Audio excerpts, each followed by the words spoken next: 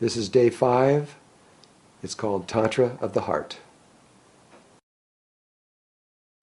Okay, good morning. Here we go, another day.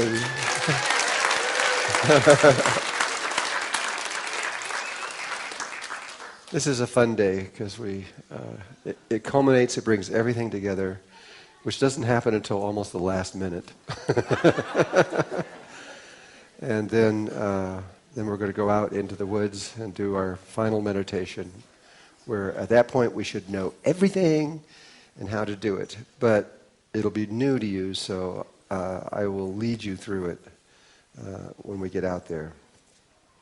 In the advanced workshop, if you come to that, I'm going to assume you know this stuff perfectly, and we're going to go beyond it, which is I love that workshop because of what happens in it. It's so cool.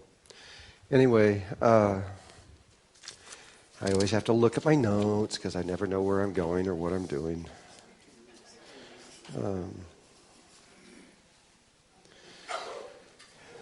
So this day is called Tantra of the Heart, and we're going to talk in all kinds of ways, and not normal ways that you would normally not probably ever think about.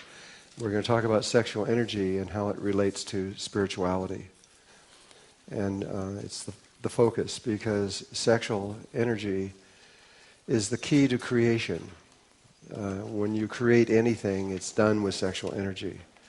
Though there is sexual energy in ways that you probably have never thought of before, even if you really sat and thought a lot about it. because it's just, we don't think of a lot of these things. There's actually sexual energy between the heart and the brain, and not in the way that we normally think, which doesn't involve the genitals at all. It's a totally different thing. But it's still sexual energy, and it's really powerful. So anyway, from our point of view, from Melchizedek's point of view in our study of the universe, every single thing that came into creation, and there are things that are constantly still being created, came in because of the union of opposites, of the coming together of the male and female that create that thing.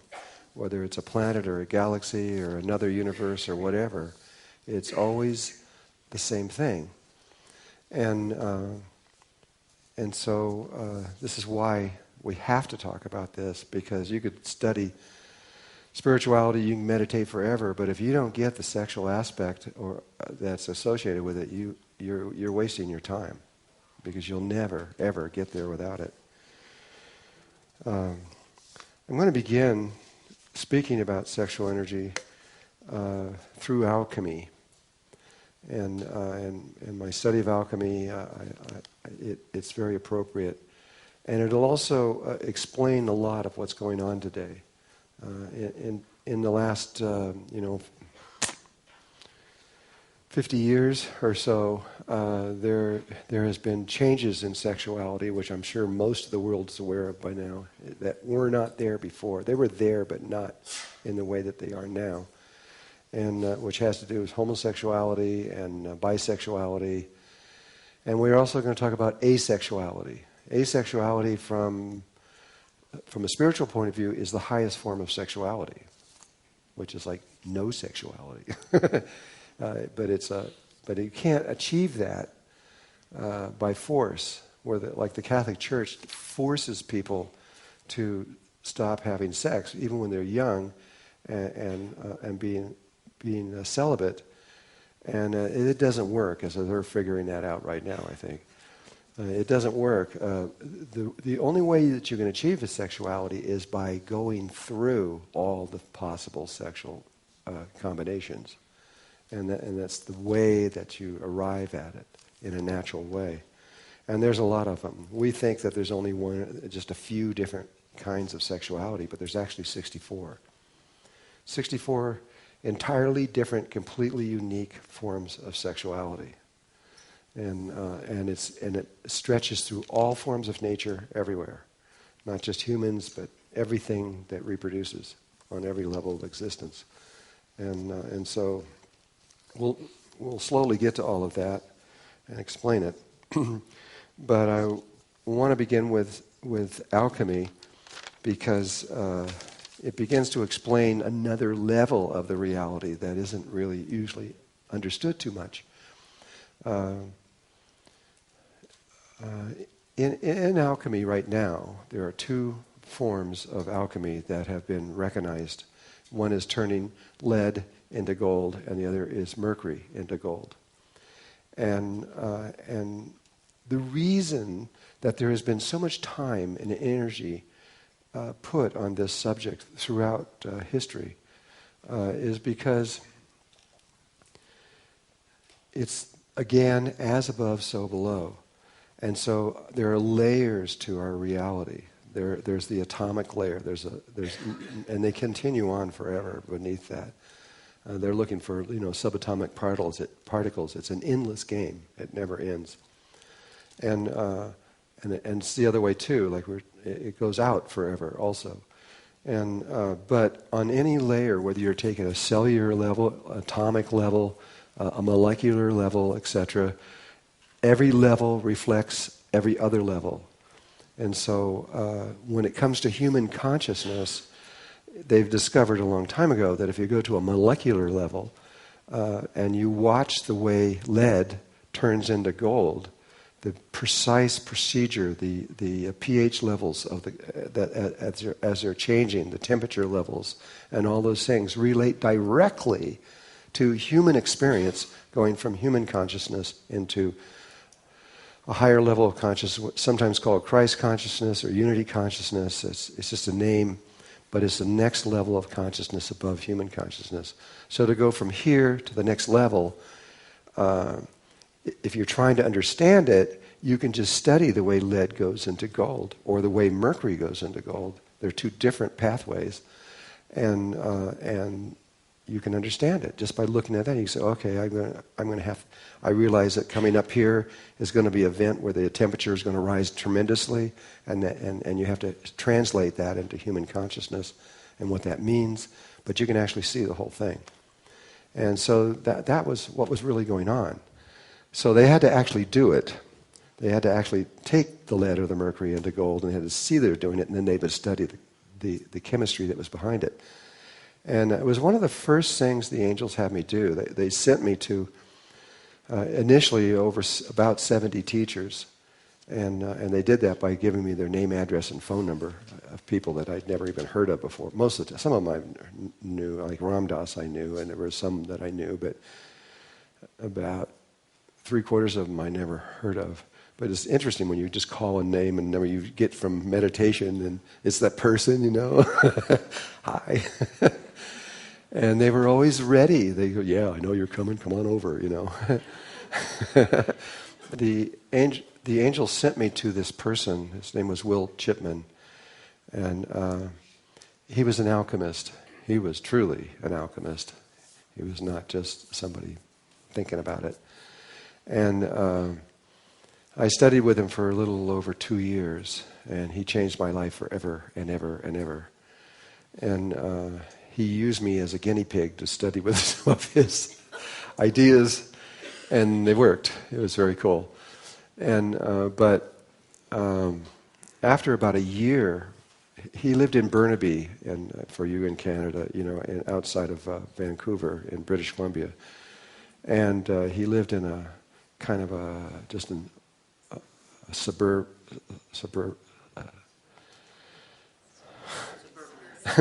suburban area. Yeah, whatever it is, all those little boxes, they're all the same. And he lived in one of those, so if you're just driving down the road, it would look just like any other house. But after a year, one day he says, okay, now I'll show you my lab. And I've been going into his house every day for about a year, and I'm going, where's your lab, And he takes me over to a broom closet. It's like one of Steven Spielberg things. You go in there and he turns a handle, and the whole thing is an elevator, and it goes down the ground. And it was way down on the ground. It was like about 100 feet into the ground. And And when we got down there was a lab about the size of this room, maybe a little bigger actually. And it had the finest equipment on Earth was in there. I mean, he had electron balances, and I mean, it was everything that you could. I mean, and this stuff was. He had millions of dollars in this room, and he brought me over to this sphere about so big. Looked like plexiglass, perfect sphere, sitting on a stand. So the sphere was about this high off the ground. It was on a stand. Don't know what was inside the stand. Some kind of motor. And it was in a greenish, yellowish liquid that was in there. And a little tiny bit of mercury would come out in form a sphere, and it would start rising at the bottom. And you could watch it, and it would go through all these different colors because it's going through transformation, it's going up. And when it get within about 2 inches of the top, it would turn into solid gold and drop to the bottom. And it did this all day and all night, so that's why he had all this money to buy all this equipment. And so he really did know how to do it, but he also he made the proper interpretations of the chemical reaction relative to human transformation. It was very good. And so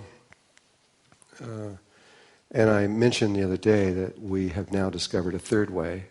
I'll say it again. There is now definitely, it's not a maybe, we know for certain, there is another way which is taking silicon into gold.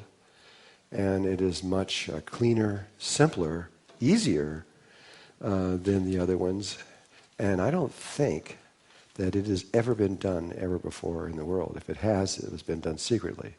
No one, so it could have been, but it's never. I've never seen anything written about it. Has anybody here ever seen anything written about silicon into gold?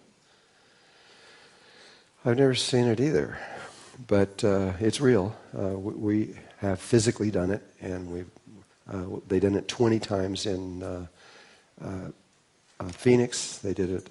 Another lab did it 10 times in another independent lab, and we have done it twice here, and we're about to start back into it next week and then begin to study exactly what I'm talking about right now. That may take me a while because I don't know exactly what I'm doing, but there must be a reason why I'm being given this, So I'm kind of excited about it. Really, I like games and play. It's like a game, kind of, And so it's gonna. I think it's kind of going to be a fun thing. Okay, so.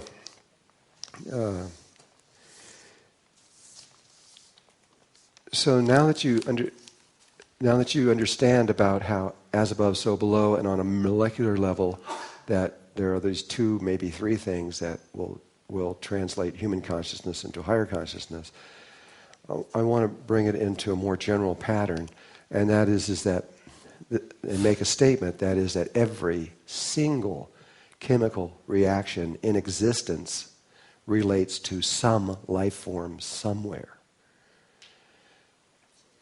It's the entire thing. On every level, it relates to life in one way or another where we are now, on this level. And on other levels and everything. It's all things are together. And that's also true if you drop down further into the atomic levels. You go down another one below molecular level into the atomic levels. And the atomic reactions that take place are very basic. And they have very deep relationships with human life also, differently than the molecular levels, but they do. And so in order to explain this, I'm going to talk about stars. And stars, from everything I have learned and know at this point, are living beings. They are alive, they are conscious, they have personalities. They are people, just like us, but they are existing on another level of life. And so are planets. Planets and moons. Some moons are in the process of being born. And they're not quite into that conscious level, but they will be. And so, but looking just at the stars right now, or our sun, which is a star also, You look at the process. Stars are born. They're born from hydrogen clouds, which is the debris from a dying star. So when like a supernova goes wham and explodes, it puts out all this hydrogen, which then reforms into hundreds of new stars. So it's a form of reproduction. The death becomes the birth, which it always is. And those stars become born. They go through a procedure that is identical to the way that we are creating the Merkaba. It is exactly, step by step, exactly the same thing. And so we're doing what the stars do to bring our consciousness up, and they're doing exactly the same thing on another level. But if you look at it, it's precisely the same exact movement that we make when we perform the meditation of the Merkaba. And these stars go through various stages. Like our sun is a hydrogen sun. They always begin as a hydrogen sun. Hydrogen is the first element in the periodic table of thing. It's where it all begins, the very first element. And so a hydrogen sun it's always the same thing. It brings two hydrogen atoms together through fusion and creates helium, which is one octave above this. It makes a huge jump, really a huge jump when it goes from hydrogen to helium. And that is what produces the light that comes to this planet. Okay? Every scientist on Earth will tell you that all life on Earth came from the sun, literally. It is this light that comes from the sun, and all the radiation and pulses and everything else that comes here from it is what creates our life here. If the sun was not there, we would just be a rock in space. And so whatever happens on the sun influences us here big time, huge. Every time a solar flare goes off, another level of the cosmic DNA has been unfolded. It just keeps going. And it will be a solar flare probably that triggers ascension on this earth. It comes from the sun. And so, but it's more than that. It's in ways that we normally don't know, especially when you talk about sexuality, which is where we're going in all of this today. When the light that is arriving here on Earth is a hydrogen light, and it has a helium element to it, and that light determines how we come together as people in sexual relationships. You remember in the book we mentioned that the male aspect of our race, the father aspect of our race, we said was from Sirius, and the female aspect was the Nephilim from the planet Marduk, or Nibiru is another name for it. And so the Syrian family that came here, I mentioned, was 16 males and 16 females, and they were married.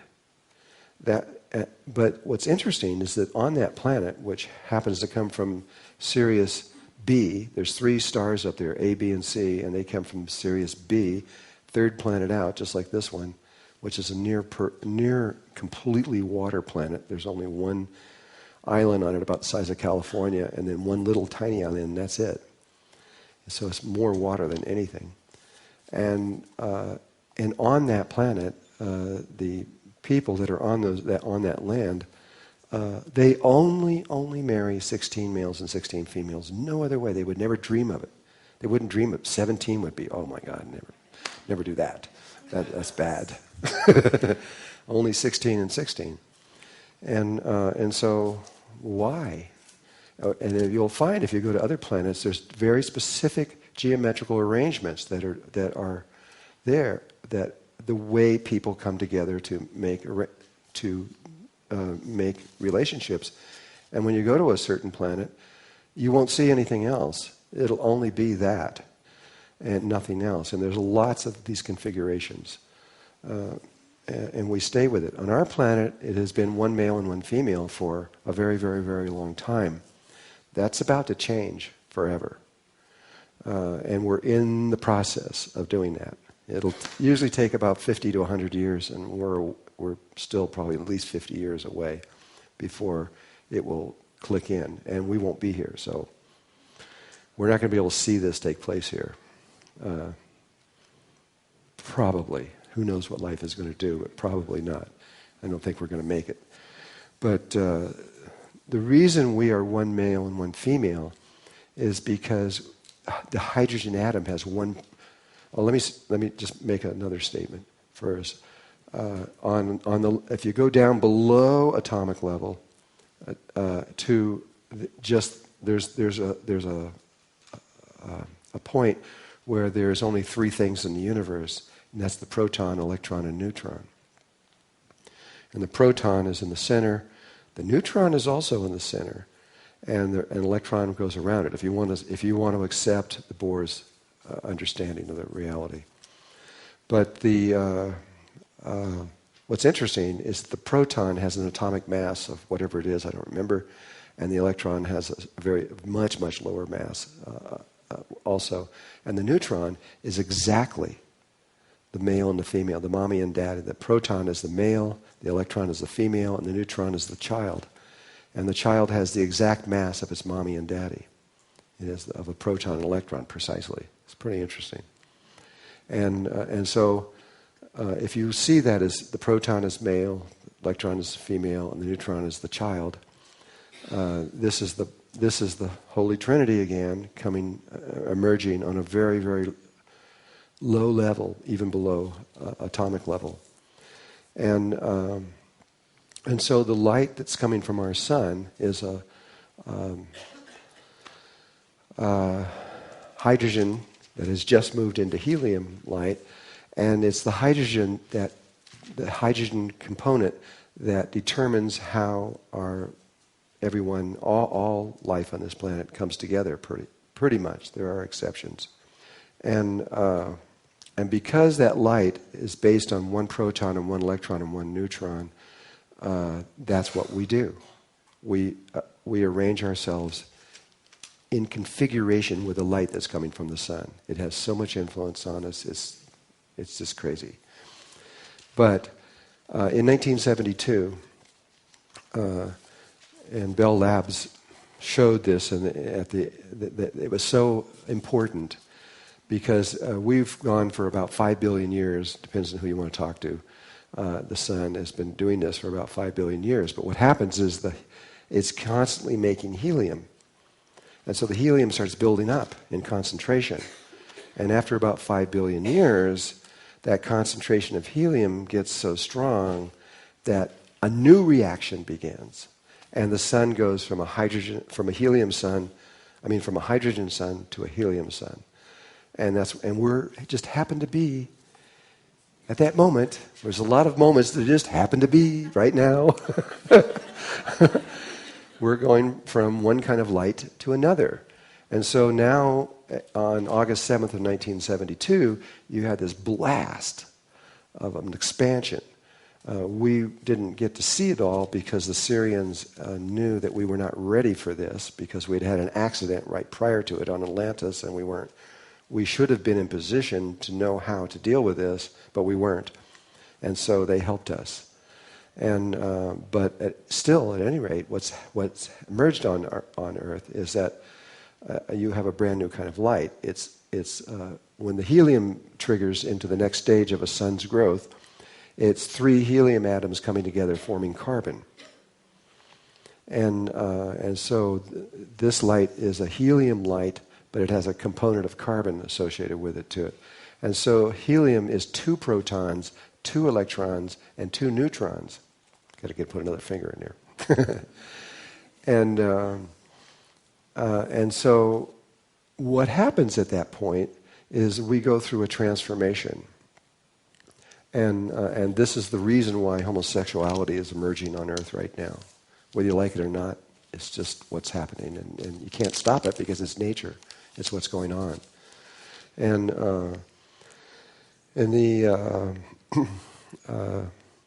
so in the future, at some point, we're going to come together with 2 males and 2 females, and we will have 2 different kinds of children that come out of these relationships, and everyone will do only that, and they will never think of doing anything else.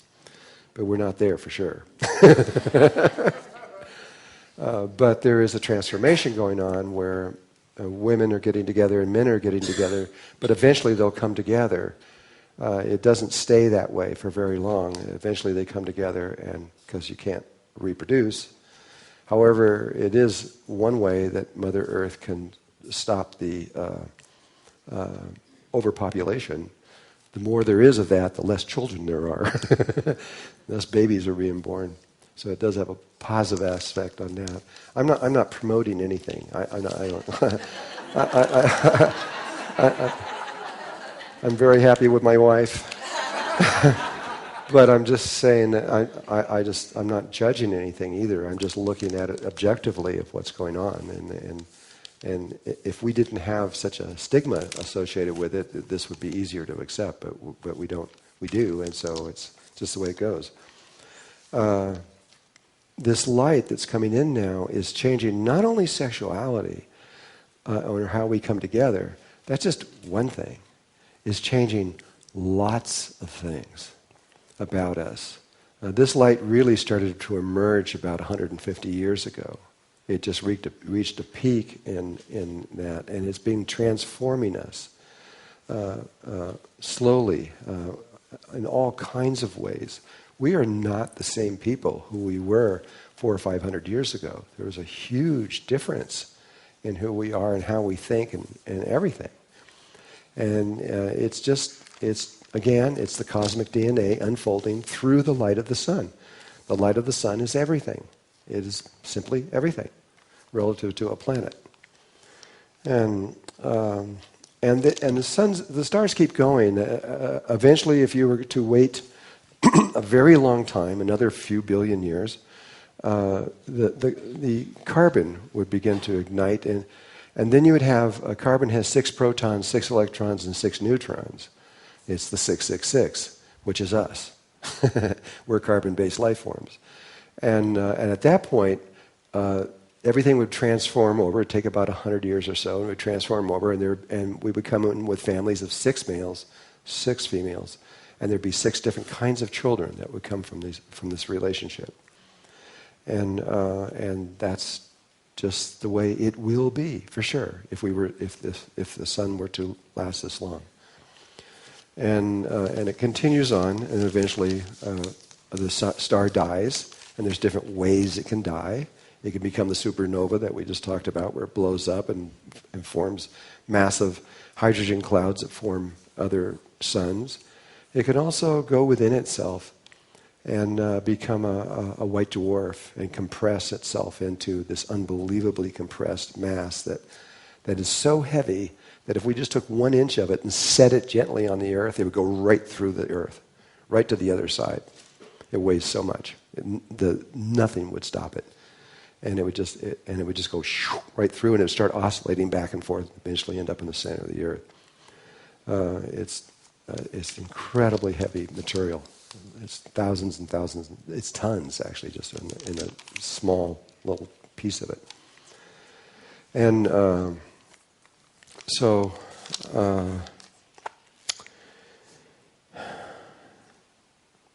that's kind of the basics, I think, of that. And it gets more complex because we're a single star system, which is very unusual. There aren't very many.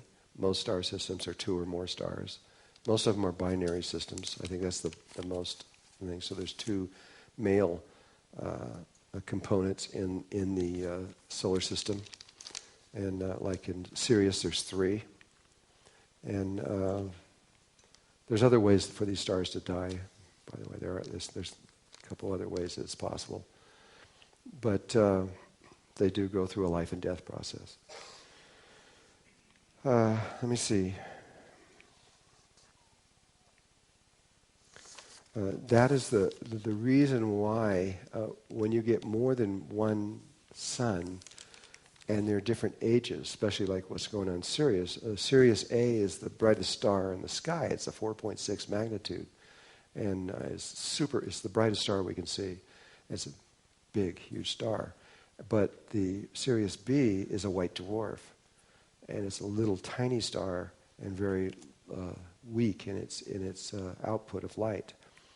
And then you have a Sirius C, and I don't really know. They just discovered Sirius C not too long ago, and I'm not sure what that star is. But if you were coming from space and you wanted to know what the people were doing on these different stars, before you ever got there, you can analyze the suns that are in there and the kind of light that is coming from each one of those suns to the planets, and you can just calculate exactly how they come together. It's more complex to figure out than it is if it's just one. If it's one, it's really straightforward. But if it's two or three and different ages and different kinds, then it's more complex. But in that case, it was 16 males and 16 females. And they would be able to make 16 different kinds of children, uniquely different in how they perceive life. Okay, so that's the kind of the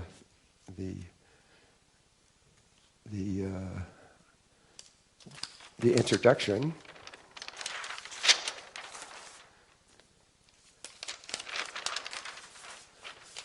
And I'm going to move this over here.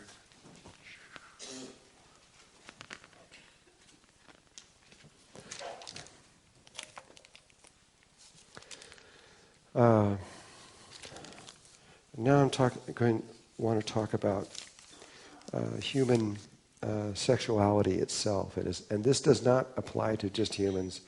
It applies to all forms of life everywhere. So you'll understand when we go through this, the complexity of the human sexuality. If you really want to study it in detail, read the I Ching out of China. The I Ching, some people say I Ching, but it's actually pronounced Yi Ching. It's the Book of Changes. There are 64 different hexagrams that move through this in a very specific order. The first order is all male lines. And by the way, it wasn't that way always. We're in the male cycle, and during the male cycle, one of the males changed it. It originally started out all female lines. And female is the basis at the beginning of things. But they didn't like that and reversed the whole thing. And to me, the beginning with the female lines is more accurate. But it's what we got. It's still incredibly accurate when you there have been 3 medical doctors who have written books that I'm aware of, and they don't know about each other because I've talked to a couple of them. I actually wanted to discuss this with them, and they didn't even know that somebody else had written the book. But when you read read the 3 books, it is identical. It is so much identical. If they ever went into copyright court, they would have a really hard time because it looks like the other one stole it from the first one. But they didn't. They were just going purely from science and relating what they can see about the DNA to what they see about the I Ching. And it describes in detail, and I mean in minute detail, the human DNA. And it's so perfect, it could never have been just a guess or an accident. It's unbelievably accurate. And so it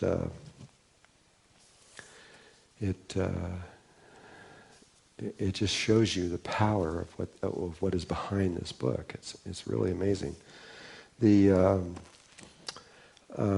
And so you can also see where the polarities reverse. It goes from male to female, male to female, male to female. There's 32 male, 32 female, and they alternate every other one going through the whole thing.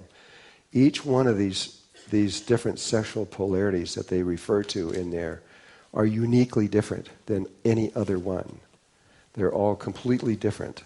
And so if you really want to study human sexuality, look at what it says about each one of these different changes, and then you'll understand what the 64 human sexualities are in detail, and also how it relates to the DNA.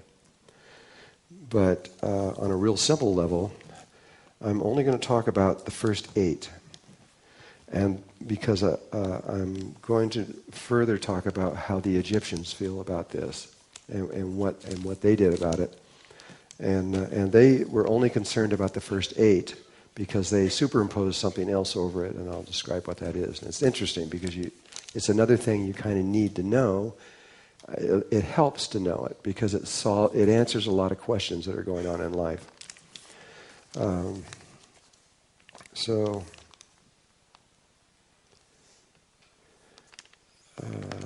I think I'll use the black one since it's easier to see.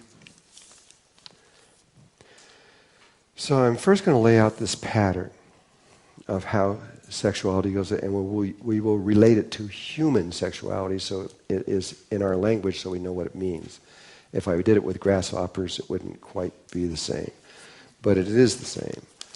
But there is only one energy, just this single energy, and there's only one energy really in existence, and all the other forms of energy in physics all come from a single energy. And eventually that will be very clear. But most physicists suspect this is true anyway. And that one energy breaks into 2 basic patterns, which is male and female. A male and female energy. And then that energy breaks down further into, and I'm not going to make it into a tree. There's this 4, which we talked about before. The male, the female, the male and female, and the asexual or neutral. So you have these 4 basic energies that run through things, and you can see it in so many ways. You have a male component, a female component, you have both, and you have neither. And it's like in the nucleic acids in the DNA, which I mentioned also before. If there are 4 of these acids, and they combine to produce 64 different codons in the DNA. And those codons are, to me, they're like applications in a computer. We're only running on about 20 or 21, 22, something like that. And the rest of them that we have in our DNA are just sitting there not being used. The new children that are coming in have brought in 6 more. And they don't use all 6 of them. Each one chooses 2. So you have all these different kinds of, so all the indigo kids and everything, they're not the same. They're completely and uniquely different because it depends on which applications they chose. So it's just like a computer. If you stuck in 2 applications, well, it depends on what those applications do. If some other kids puts in 2 more and they're different, then it's going to depend on what they are. And so we have a lot of different combinations of what's possible. And so science has now determined, it's not just me saying this, that there are many, many, many children now with 2 more codons turned on in their DNA. And there are lots of changes, which we talked about in the books, where the indigo kids have a completely different stomach than we do, and a liver.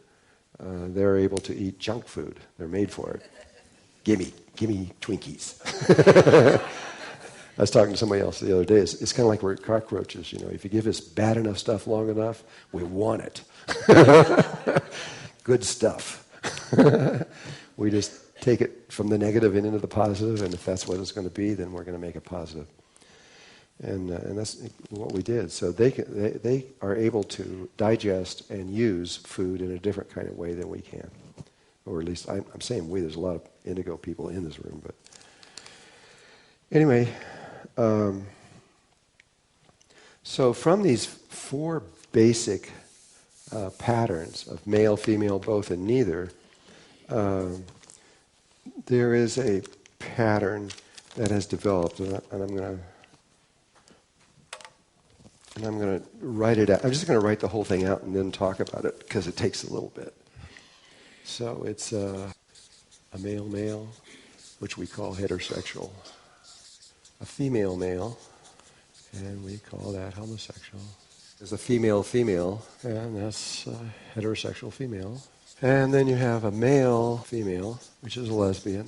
A male, bisexual, and that is a male bisexual. And then you have a female bisexual. Then you have a male asexual and a female asexual. Computer graphics would be so much quicker. So you have these 8 basic patterns that come. It goes from 1 to 2 to 4 and then to 8. It then goes to 16 to 32 to 64. And so the polarity continues, but I'm not going to continue with it. So like with a male heterosexual, there's also, on the next level, it becomes a passive and an active one, which is like male and female. And that passive and active runs all the way through here. So the same way with homosexuals, there's a passive and active homosexuals, etc., all the way through this whole thing. And even with asexual, it still has this balance between male and female, even though they're not sexually active. If you continue with it and you keep breaking it down and you go through this whole thing, you can come up with all 64, and then you can relate that to the I Ching, and you'll see. Then you can go right specifically what each one is inside of there, and then you can study it in great detail. I'm just not going to do it, but you can do it if you want. I need to go this far because I want to talk about the Egyptian part of it. This, by the way, let me see if I have it in here.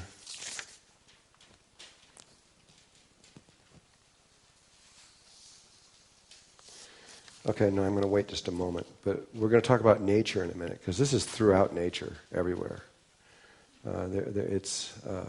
It doesn't stop with humans. It's with every single life form that moves or breathes on Earth.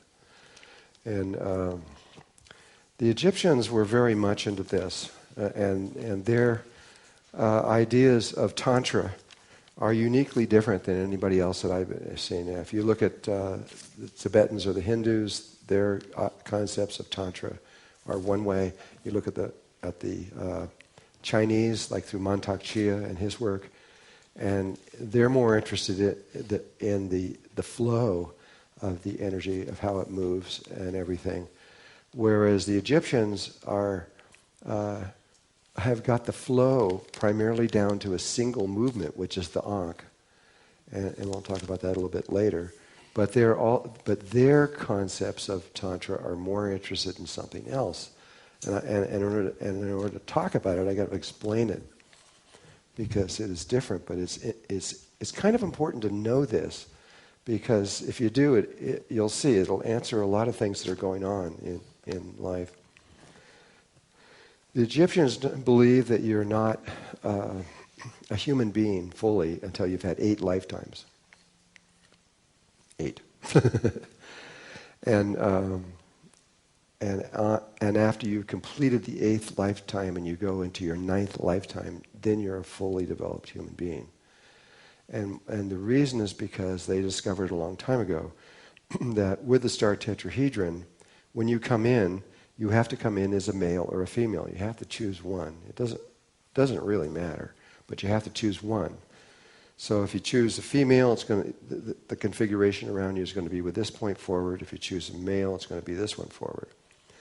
But at the end of your lifetime, your first lifetime, you've developed a personality over that. Through the environment you're in, the family you're with, the friends you know, and things that happen, you create and develop a personality.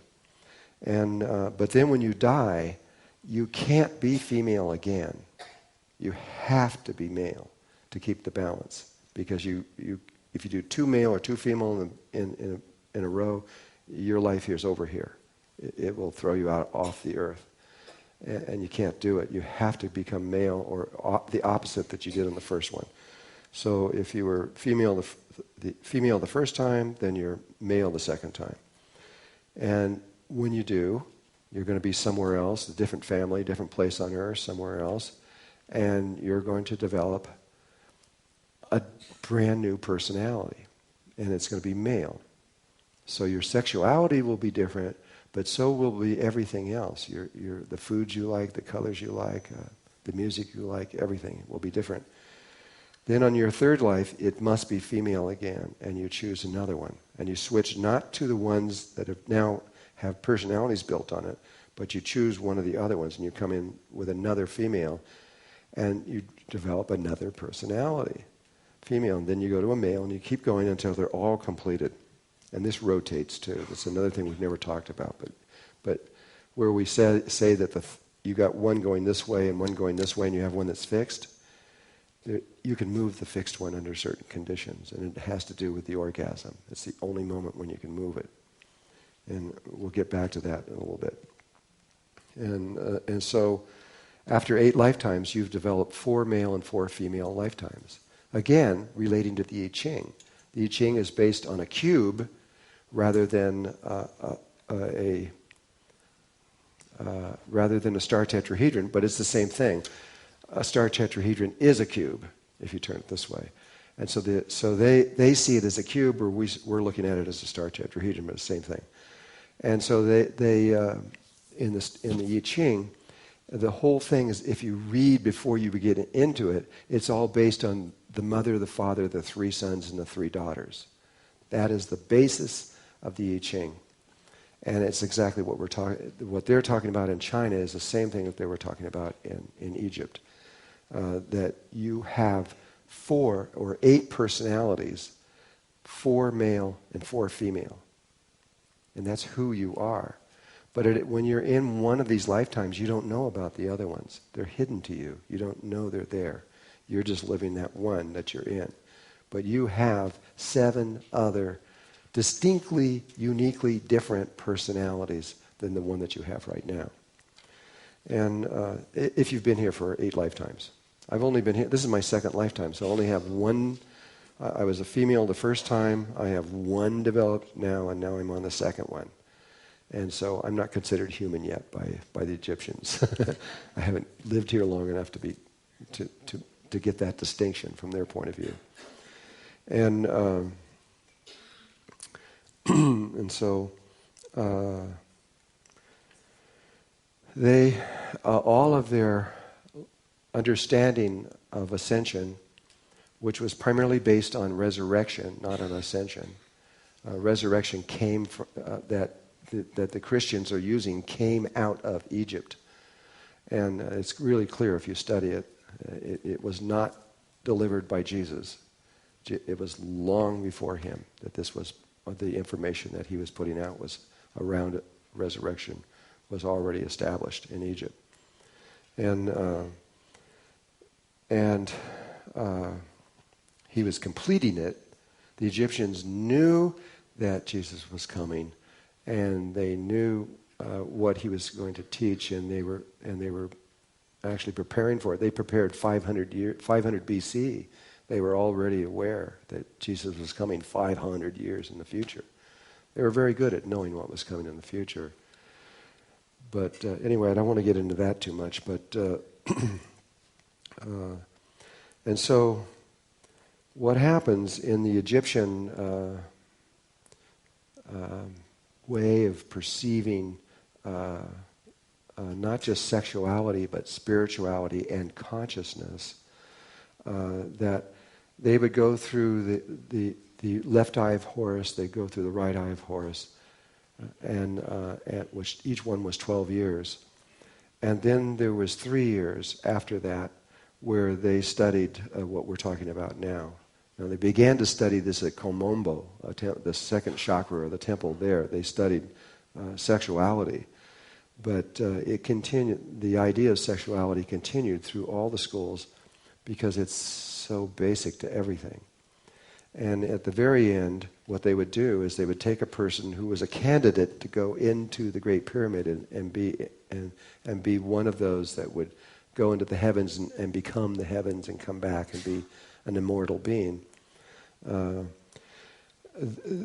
That person was subjected to an interesting thing, and we've done this in a mystery school we used to have for a while. I did this with 2 or 3 people. I don't remember, but it was at least 2 people that we did this with, and I watched what happened, and it was amazing. I don't recommend you try this at home. Probably not a good idea. You'll never be the same if you do. After a person has reached a certain level of awareness, then what they do is they do a ceremony and a procedure that you become aware of all of your 8 personalities at once, simultaneously. They all come forth at once in your one body. And they share information with each other. So they're sharing all their wisdom and knowledge, and they're bringing it all into one place. And so when you step into the Great Pyramid in that point there, you are not normal human being. You have absorbed and brought in all the various levels of yourself. This procedure, when they do it, how they do this, is that they're breathing through their Merkaba field and the whole thing, and they're aware of this, and then and they're using sexual energy with their Merkaba in a very specific way, which will slowly unfold here as we go. But in this particular ceremony, what they do is and it takes a few days to do it. At the moment of orgasm, when it comes up, they onk the energy, which we'll talk about it again in a little bit. But you have 8 breaths, exactly from the first moment that the energy comes up your spine. You have 8 breaths to do this in. After that, it's not usable anymore. And during that time, through intention, you can turn your tetrahedrons to any other point. And if you do that, that personality emerges out of the body and the other one recedes away. And so suddenly, if you were female and you did this energy coming up and you transformed it and you turned it to a male, you're now male. You might be in a female body, but you are male. And you have male sexuality, you have male and whatever that male's ideas, understandings, wisdom, desires, and all those things that create the personality, that's who you are now. And so they slowly move through all of them, which also means rotating it over this way to the top to get to those other ones, so they're coming forth. And so these different personalities, one by one, come out. And then they do this thing after each one has come out. You've rotated through all of them. And once they've right in sequence after each other, one male, one female, one male, one female, and they do this whole thing. There is this way which I don't quite understand, but I've seen it happen, but I haven't experienced it, so I don't quite understand it. But they all come out at once, and they're all in you at once, and they all can communicate at once, and it is the final step before going to into the Great Pyramid. So I just wanted you to understand that you have this aspect to yourself, and sometimes it does come out, and especially during sexuality, because sometimes people turn these things by mistake. and because it only takes intention, and if you're a female and all of a sudden you are in a sexual fantasy as being male, and you do it just in just happens to be the right way to turn one of these things, it can become permanent. Yeah, oops. No, it's oops.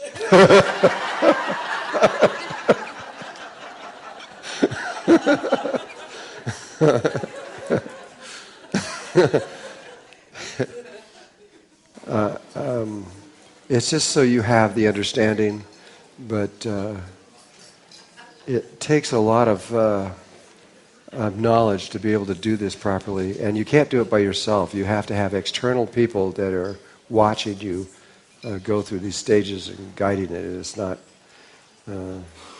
It's more complex. But what they did, they knew that this was true.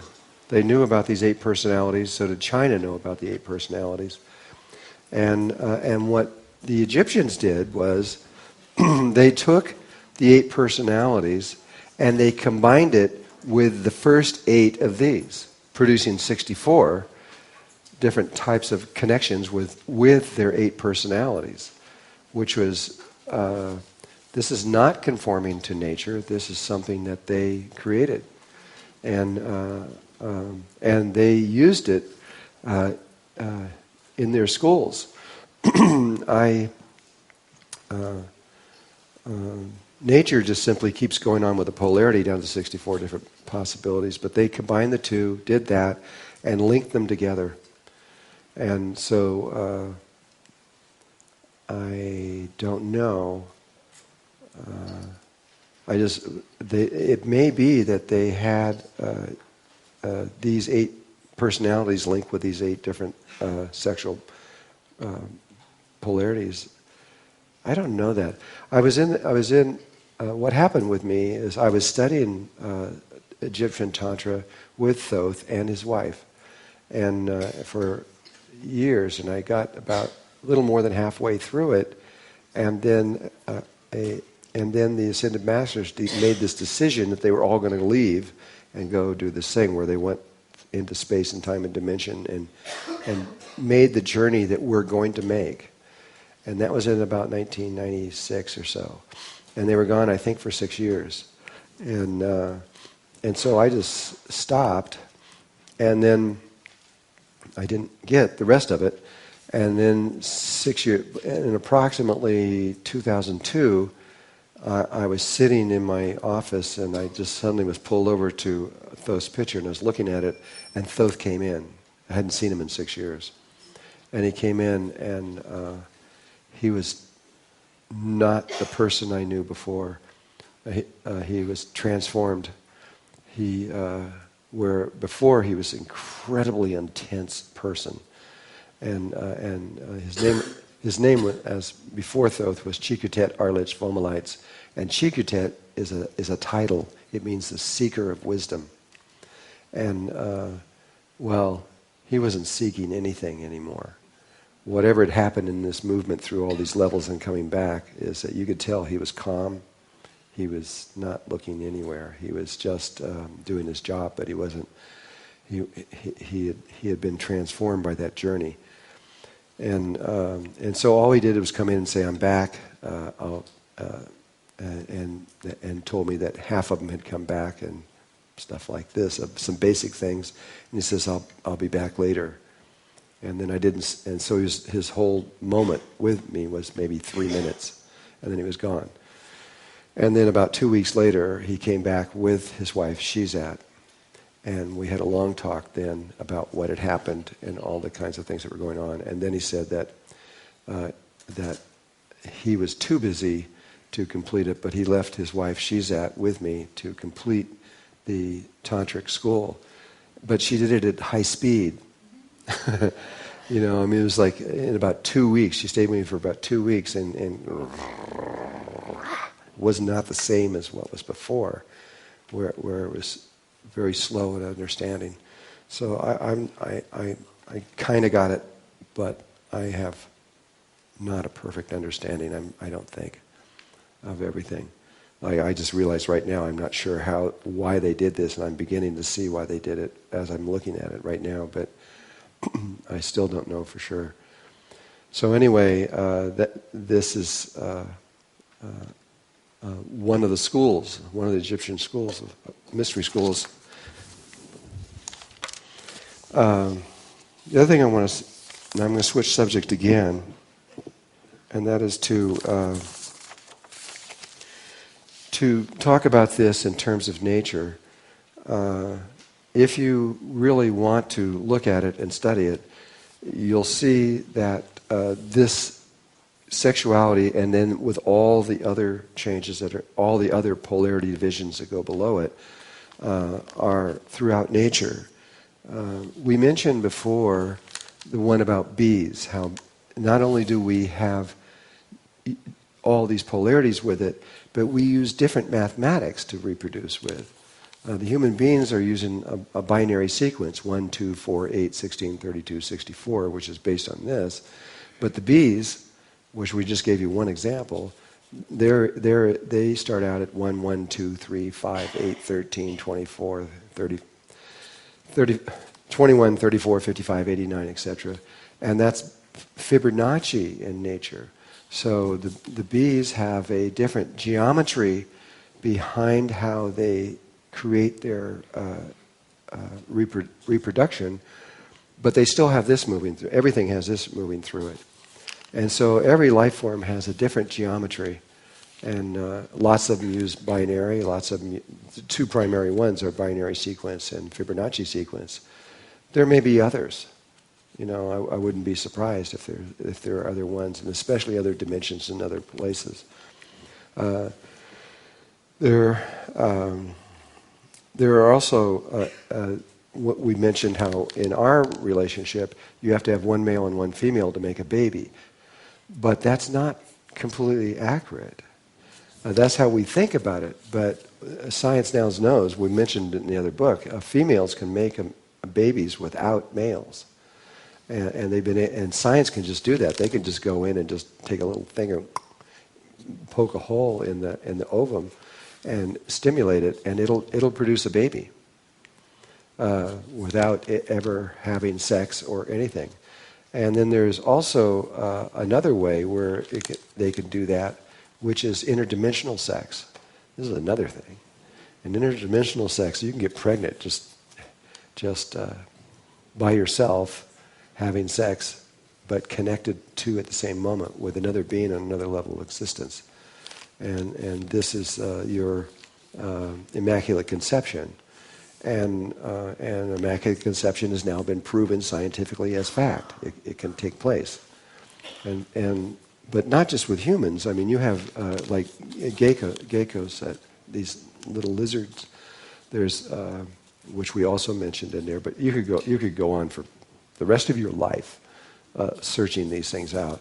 There's female geckos that don't have any males. There are no males in them at all. They're all female. But they have babies on their own, and it's always a female. So, where does that fit into the ideas of where things are? But we were asked to do all possibilities. This is one of the primary instructions from the source, is to try all possibilities. And definitely that's a possibility. And it is true. It is fact on Earth. They've studied seagulls. And there's been this big study back in the 1990s. And they discovered that worldwide, 14% of all seagulls are lesbians. It's just fact. They don't like guys, they just like each other. And that's the way it goes. And then there's, in the tree form, I'm just using this one, there's papaya trees. And in Australia, not here, but in Australia, the papaya trees are male and female, which they are all around the world. But in Australia, they have male papaya trees, female papaya trees, and bisexual papaya trees that don't need other trees. They can do it all by themselves. And in the stores in Australia, you can buy normal papaya and you can buy bisexual papaya, and it says so. Bisexual papaya trees. They taste different.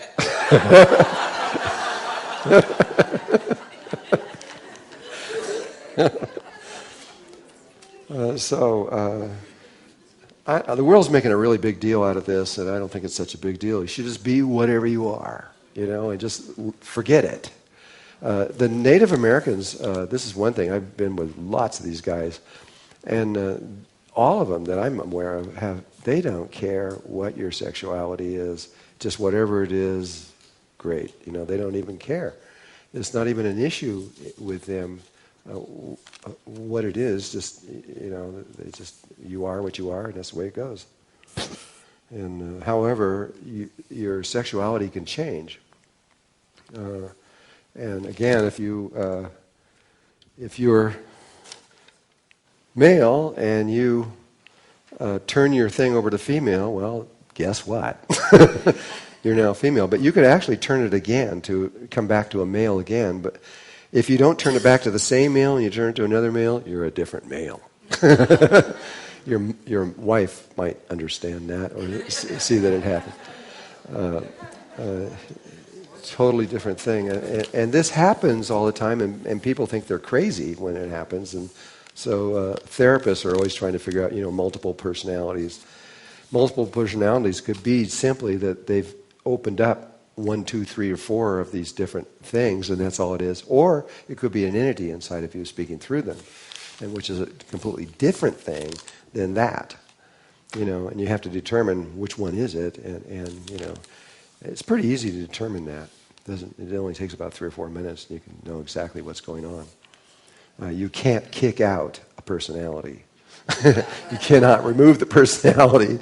It's going to stay there no matter what you do, and that person can't change it either. And so they can, but more than likely not. And so they just have to get used to living with more than one personality inside of them. It's like Tara, the United States of what's that? The United States of Tara. It's so funny because what she's projecting is closer to this, of different personalities that are emerging out of her that are actually just personalities and not some kind of entity that's in her. Though it's possible, it could even be a combination of both. Life is very complex. Now, the other thing is that I want to put to you for contemplation, put it that way, is that there is only one source of energy in the sexual thing, in the sexual world, but that energy is at the base of the spine, is where it is. It's in the base chakra, and but how you perceive it depends on what channel it's coming up the body. There's 5 channels. And that's in the book. If you go back in the first book, you'll see them. And they rotate at 90 degrees as they move around. But if it comes up one of the channels, that's called a sexual orgasm. If the same energy comes up another channel, it's called a kundalini experience. And if that same energy comes up another channel, there's right now we're only functioning on 2 of these channels, and we are at this moment opening up a 3rd one, which has to do with an orgasm that is generated from the heart, not from any other procedure. It's a heart orgasm. And there's 2 more that are in the future. We can't access those yet. We're not old enough. But we will eventually. But the heart orgasm is now a potential on Earth. And some of you may have experienced this if you're doing this work, because if you're in your heart and you're going back and forth between your heart and your brain, your heart and your brain, eventually what happens is the toroidal fields that are created through the heart, those 2 fields that we showed you that are generated from here, are off-center from your Merkaba, or your axis of your spine. And when you have this orgasm, which is more intense than a sexual orgasm and far more intense even than a kundalini experience, and lasts about 20 minutes, when I experienced this, I thought I was dying, really, because I couldn't explain it to myself in any other way. I didn't know what was going on here, because it just kept going on and on and on, and it never stopped. And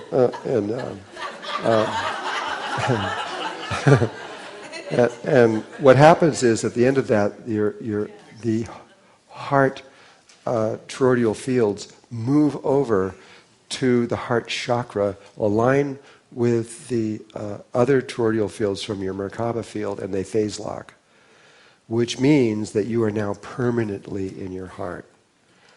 There's no going back and forth anymore. You're there. It's forever at that point. And so that's a possibility, and probably everyone's going to experience this at one point or another. I don't know if it ever happens more than once, because I've only experienced it once. And it may be a one-time thing only. It appears to be true. Once this field is moved over, it takes 20 minutes for that thing to move over and phase lock with the Merkaba, but once it does, that's it. And experientially what happens is everything starts becoming transparent. And you can see right through walls. It's pretty interesting, actually. You can see right through walls, and you see the stuff on the other side, but then everything starts becoming transparent. And then the energy gets really intense, and it becomes white like this paper. It becomes a very white, opaque. You can't see through it at all. And that lasts for a good 15 minutes. And that's where I was like, it's like being blind. You can't see, only it's white instead of black. And that's what was scary to me. So if that ever happens to you, just go, oh, well, I remember, I know, just relax and get behind it and have fun. I was really kind of concerned. And once it happens, though, it changes everything. And it's really hard to explain this right now, but my essence, my spirit is in my heart at this point now, and that's where I reside. And I've learned how to look through these eyes and function out here, but I'm still not really here. I'm really somewhere else. And it just happens. You don't have to do anything. It's just what happens. It's just the result. And a lot of people that have been through this, usually the only thing they want to do is stay in meditation. And so you get a lot of people that are living in these caves that just sit there. Actually, if you totally go all the way with this, you break the bonds with gravity, and you float off the ground about this far, and you glow. Your head glows, but your whole body glows with light, and then life uses you to. They're the dreamers that keep everything in balance, and we have people in the world right now. There's 400 or 500 of them, and if it wasn't for them, we would have crashed and burned a long time ago. They're the one. Without them, we would not be in this room for sure right now. So I really appreciate their existence. But my purpose had to be completed, so it's hard for me to do this. It's easier for me to. I would love to just stay there. That's my desire, is to stay there, but I can't. I have to complete this. So they've shown me this way to do this. And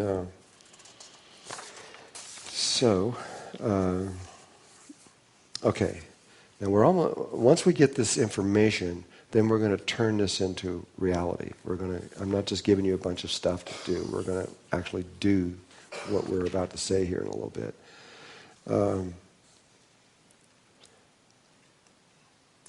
I now would like to go over and explain how you create from your heart. This is pretty important. Over here, we have the creation from the brain, which I could put up here. So it's, and maybe juxtapose the two together. This one we saw, that's the one we're suggesting you don't do, but probably you will try it anyway, so that's the way it goes. But The other one is how to create from your heart. And I want to make this really clear of what we do with this. So this is...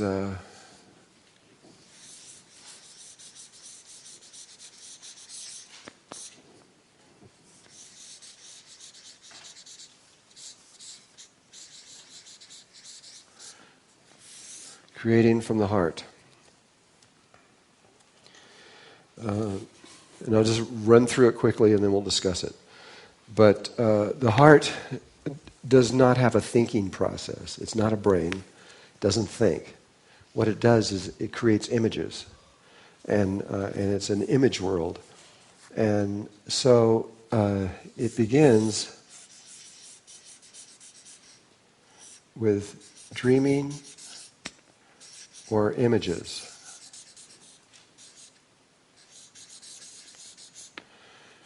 The whole process of creating from there, that's where it starts from. And it's not, so it has nothing to do with thinking, and it has absolutely zero to do with logic. It doesn't have anything to do with that. This is a world where you can be, it's just like when you're dreaming. You can be dreaming that you're in Italy, and the next day you're in Australia, or next second you're in Australia. And, well, how did you get there? What flight did you take? Or, there's no logic. You just think, and you're there. And that is the nature of this place. It is not, it's natural. It's part of the way it is. And what triggers the dreams, begins to move them into reality is, again, not logic, but it's emotions and feelings.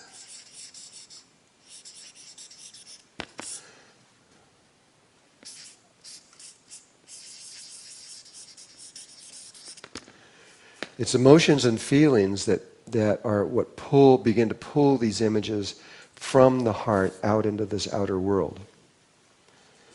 Then it begins to come closer to what this one is. So the source is different, but then you come back to attention.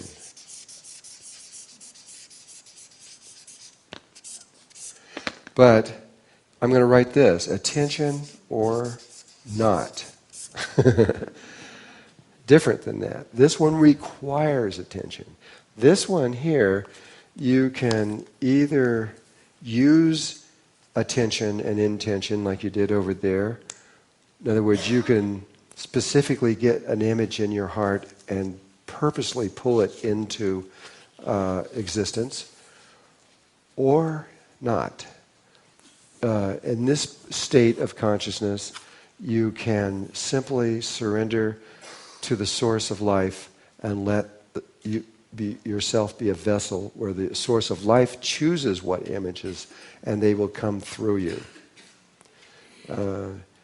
I definitely recommend in the beginning that you try the or not side. Just see how it works and let God bring them out. But it's not a bad thing. You can't do any harm. It's okay to use intention, but you don't have to. If you don't want to be the one to choose what changes are made in the world, you can allow the source of life, or Mother Earth. You can give it to Mother Earth, and she can do it. And there's a lot of people, that's all they do. They don't use their ego, they don't think, they don't do anything. They just become a channel. They became totally connected to the earth and to life. They stay in their heart all the time, and they just let these images that in their meditation, the dreaming state of the meditation, come forth out into the world.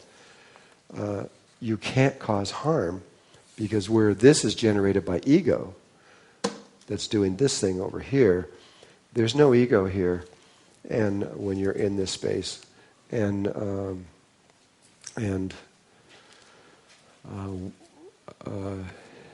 the heart, whenever it pulls, even if you ask for something to happen or if you don't, the heart will give it to you or bring it into the world, but it will not cause any harm at all. It's just amazing that it has that kind of intelligence, that it could figure out how to do something without causing any negative reaction anywhere in the universe at all.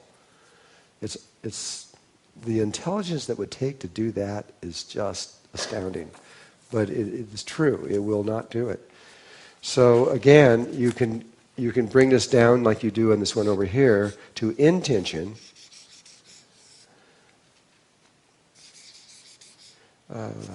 Intention, T-I. Intention or not, because it's the same thing. You're either going to put your intention on a particular thing, and then you're going to use your intention, say, I want this, whatever it is, to happen. I want to heal my mother. I want to help someone or whatever. And you can either do that, you can come down this side, or you can just leave it up to God. And then what brings it into reality is a very interesting process. And this process is somewhat complicated. It's much more complicated than this. And it's going to sound a little strange at first, but what actually does it, it begins with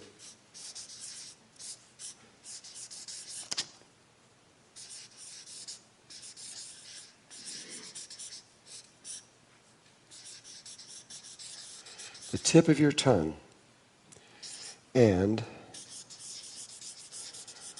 alpha waves. I know this is little. You'll have to, if you want to come up later, you can photograph it and get it. What this says is the tip of your tongue and alpha waves. What does that mean? Why does the tip of the tongue have anything to do with anything? And what's alpha waves? Okay, I'm going to have to talk about this for a moment to get you to understand. You have a question? Yeah. Well, we have to get the. Oh, okay. We'll get you in just a moment. Okay, go ahead. Can you tell us which ones of the 5 channels connected to the 3 orgasms? I'm not certain of that. I was going to do that research, and almost for certain, the sexual orgasm is associated with one of the, starting from the front, is one of the first 2, and you have the. If you're looking at a female, you're looking at the clitoris, then the opening of the vagina, then the perineum, then the anus, and then the tip of the spine, and those are your 5 openings. And with the male, the clitoris is just related to the penis. And there's an opening inside the male testicle sac.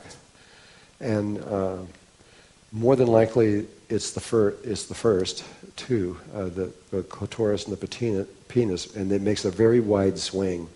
There's a straight line, then there's 2 that go like this, and then there's 2 more that are very much wider that move up through the whole thing, each one passing through each chakra, but with a wider swing.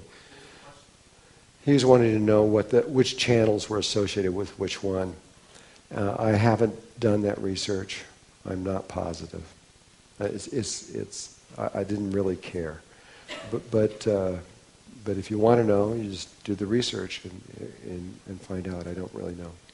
The second question related to the connection to the heart. If you try to teach someone to do that and he's already very much in his heart, it might be that the way to enter that, the field will not be on the heart itself, will be on the center?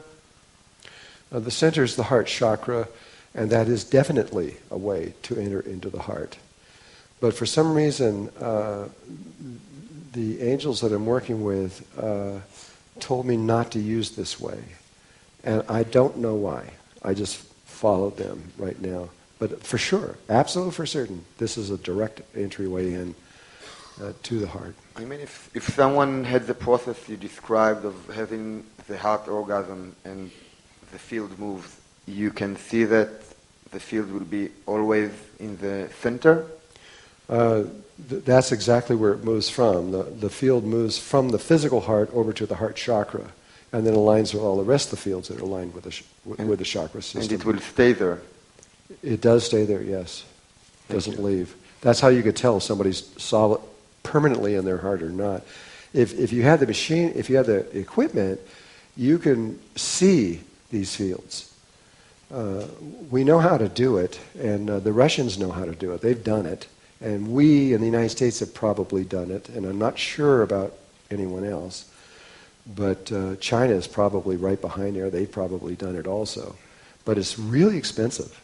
I mean, the average guy can't run around and make this kind of equipment because it's so expensive to look at a field that is only 4 degrees Kelvin. It's hard, and it's expensive to do it. And so we had a very inexpensive way of doing it where we could just we could map point by point by point, but we couldn't lay out all the points and see the whole field at once. So we had to, every time we wanted to see something, we can go into a certain point and we could prove it if it was there or not. But to see all the possible points, it was way too expensive for us to do. Thank you.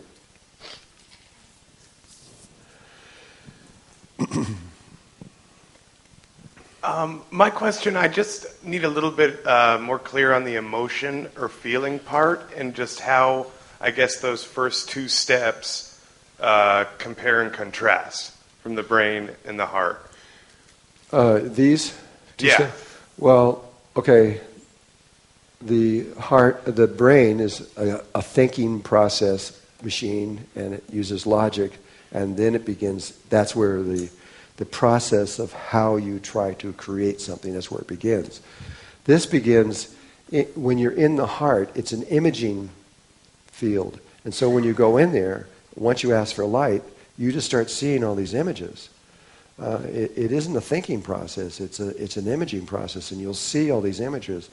And then, and when an image comes up that you have an emotional response to, or you have feelings that come up around physically and etc.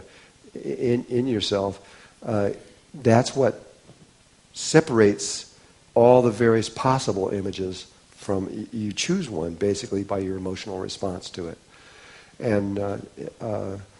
But once you feel this image, and this is the image that you, through your feeling body and your emotional body, that you want to exist in the world, that's where you begin from. That's when you say, your attention goes there, your intention is, yes, I want that to happen, and here's how you do it, which we're going to talk about in a minute. Thank you. Okay. Can you invite the image, or it has to be an image that shows? Yes, you can invite the image. You can control that too.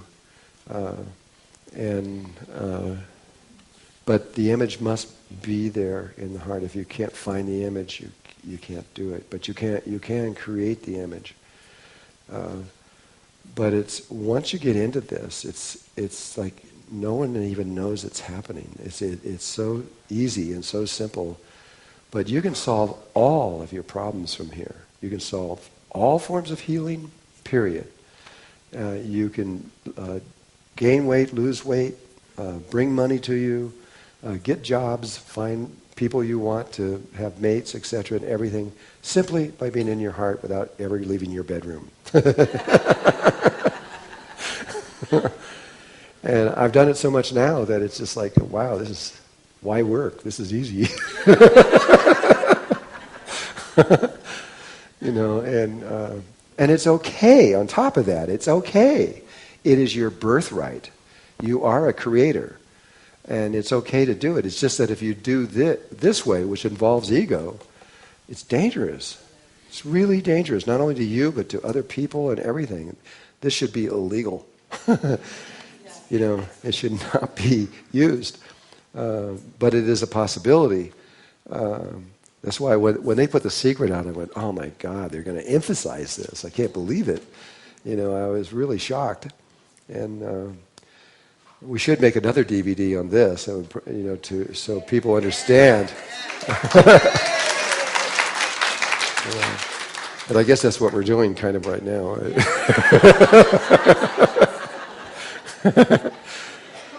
So I think you understand this and this, but now we need to explain this. And this little piece right in here is what traditionally in Hinduism, it's really related to Kundalini yoga and also to Kriya yoga that Yogananda was teaching. They're extremely related. And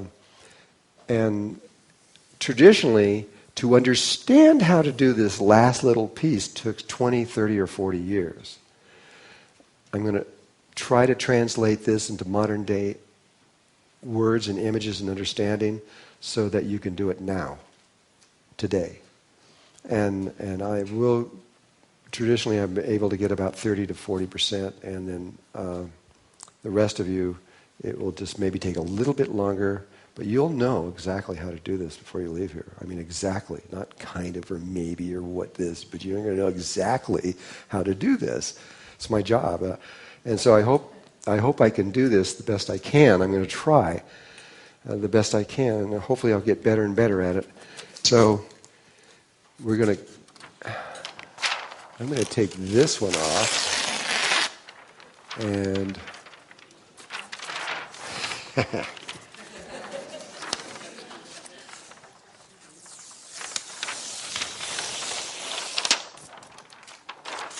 I'm going to put it over the top of this one.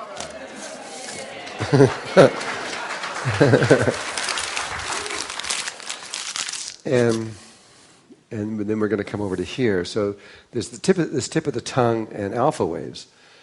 I'm going to just go through the description of it first, and then we'll go through it on images up here very clearly. But just to give you an overview. And what I'm about to say is nothing new except in the way that I'm saying it. But it's been around forever. And it was talked about in the Vedas, it's talked about in Kriya and Kundalini yoga for sure, and other schools also in different ways. The Great White Brotherhood also taught this, and so did, and Egyptian schools also did too, and I'm sure they did in China and other places also. But and Japan also knows all of this information. In fact, they really know it, but they've been keeping it secret. They told me, a lot of the Japanese don't know this, but there is a king and the queen to the Shinto. They're kept secret and hidden.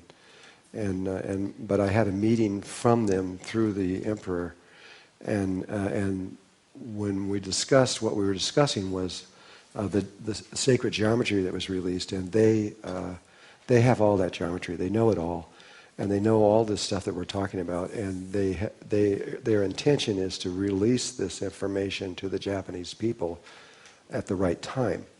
And I thought that right time would have happened by now, but it still hasn't happened. But they definitely do know this. So anyway. Here's the procedure. You have normally the Merkaba field is not there, and that's what we're about to do, is we're going to reverse. So you guys are coming backwards down through here. You're coming from the Merkaba field to the beams of light, and then we're coming down into the heart, where we were in yesterday. But normally you start in the heart and go the other way. Well, that's what we're going to do now. We're going to, now that we've got the beams of light and we've got this other stuff, and we're in the heart, we're now going to go backwards, which is forward, actually. And we're going to reconnect the heart back to the brain and reset up the wiring inside of it so that it doesn't function through ego. And and so how you do that is and you have to first find the tiny place, which we're going to do today. We're really, when we do this one out here, out in the woods,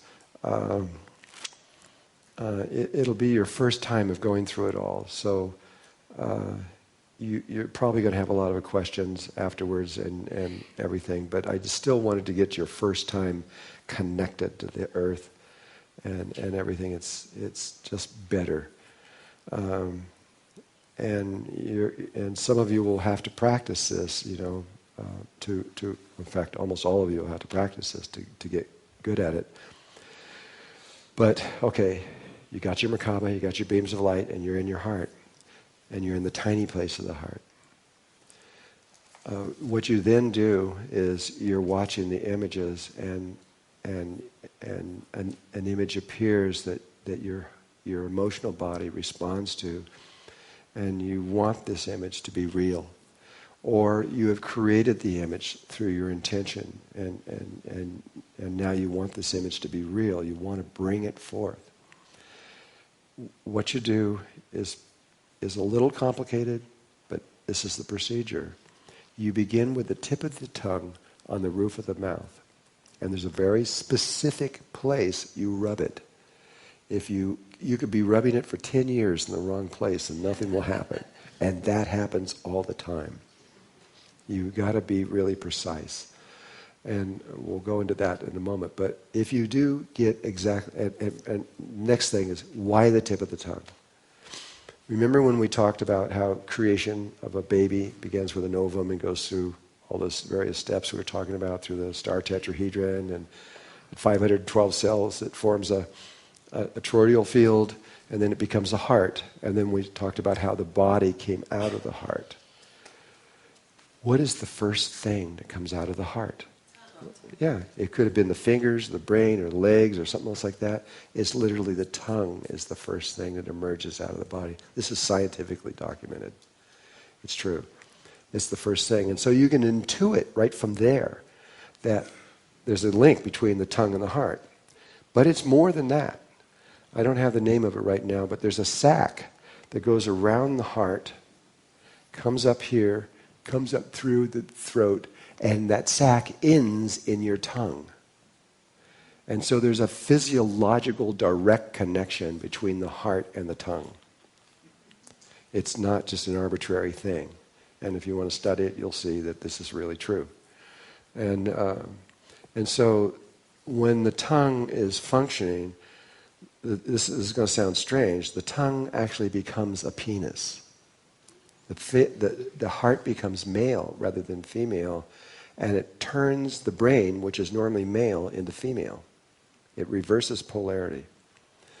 And the penis isn't just going anywhere. On the roof of your mouth is the vesica piscis, which we'll show you in a little bit, and at the very back of the roof of the mouth, in a very specific spot, you have a clitoris. Honest to God. You might not know it because it doesn't feel there. Now, some people have a hole at that exact spot. How many people have a hole in the back of their mouth? Just one person? It's usually more. It's usually about 8 or 9% or so. Huh? Indented? You actually have it's either an indent or an actual hole there. Yeah. Huh? A hole or a valley? Well, it could be a valley, but some people have a hole so deep that they can't find the end of it. It's where the bones come together and they don't quite seal, and that happens to be the exact spot where for other people there's a clitoris. If you have an opening, you do a slightly different thing. We'll talk about it, but it will still work just as fine. And if for the rest of you, it's flat there right now. But if you take your tongue, you know when you make a clicking sound, you like that? Okay. Well, now just don't make the sound.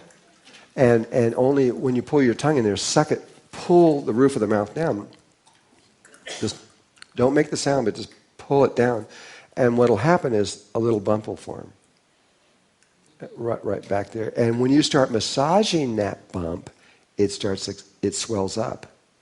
And it's a clitoris. It literally is a clitoris. And after about 20 minutes, it becomes really swollen, and it's totally excited at that point. But what that point is connected to goes up through here and comes up and is directly connected to the thalamus glands. It's a gland, but it's two pieces, and it looks kind of like eggs, and they're kind of big. And those two, and this is work that I did with Dr. James Hart. He is a brain researcher, PhD in physics and a PhD in psychology, and he's one of the primary researchers in the world for brains and this guy knows more about brains than just about anybody alive. And he's up in Canada, in British Columbia. But he's building these things I'm about to talk about all over the world right now. They just finished one in Germany, I think. They're building one in Russia. Dr. James Hart, H-A-R-D-T. He's German. Where's the pump located that you What? Where's the pump located? Where's the what located? Oh, the bump. Well, let me just give you an overview first, and then we'll go in detail and tell you exactly where it is and describe it precisely. But I'm just to give it an overview right now.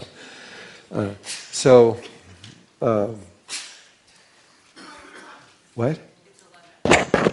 Oh, it's 11 o'clock. And we're right at the clitoris. Keep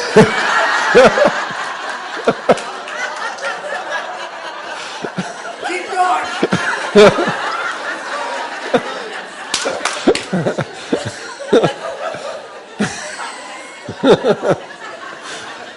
Oh, God, that's horrible. I don't know. That was Diane, though. She's the mommy.